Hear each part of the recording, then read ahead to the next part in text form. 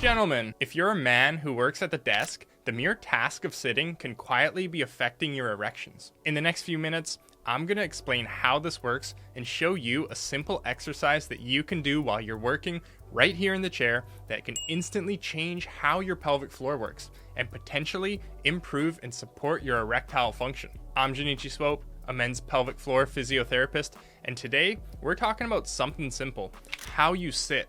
First things first, if you have erectile dysfunction and haven't seen your family doctor, please do so right away, as erectile dysfunction can be one of the first signs that you may have cardiovascular disease. If you're at the office and you're slumping in your chair, you're in what we call a posterior pelvic tilt. In this position, when you try to do a Kegel or a pelvic floor contraction, many men actually feel more tension around the anus, the levator ani muscles, rather than the muscles that support erectile function. So if you've been told to do Kegels sitting in a chair, you might think you're training the right area, but you might be missing it completely. Let's test this right now. Sit with your low back posture a little bit slouched. Now, gently contract your pelvic floor. Where do you feel it? You may feel this more around the muscles of the anus. Now, sit tall and cinch your butt in the back of the chair and slightly arch your low back.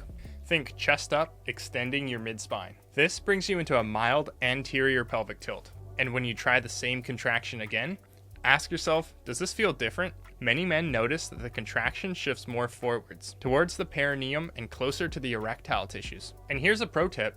You can place your fingertips on your perineum, that spot between the anus and the testicles. In a better position, while you're sitting with your pelvis anteriorly tilted, you might feel more tactile pressure in your fingertips while you're doing your pelvic floor contractions. That's often a sign that you're biasing the muscles that help support erections, the bulbocavernosus and the ischiocavernosus.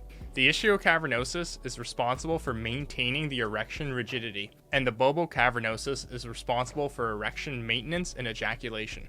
It is critical to get these muscles to fire optimally in men with erectile dysfunction. Now, some men think that they're strengthening their erection muscles with Kegels, but they're actually over-recruiting the levator ani, or bearing down, meaning creating intra-abdominal pressure like when you go to cough or strain when you're trying to force a number 2 on the toilet. And in some cases, especially with pelvic pain or tension, more Kegels can actually make things worse. So if you feel pain or discomfort during the Kegel, stop right away. That's usually a sign where you can benefit from an assessment, relaxation work, or stretching first. Keep in mind that if you have lingering low back tension, this could also be impairing your erections.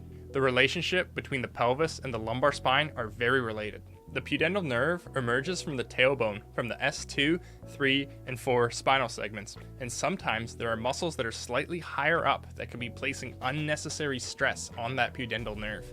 The key is to have a robust lumbar spine that can comfortably move on deep spinal flexion, extension, and rotations. If we don't address this, sometimes it can indirectly contribute to worsened erectile health. Also, posture is just one piece. Erections are heavily dependent on blood flow. To maintain an erection, more blood has to flow into the penis than out of it.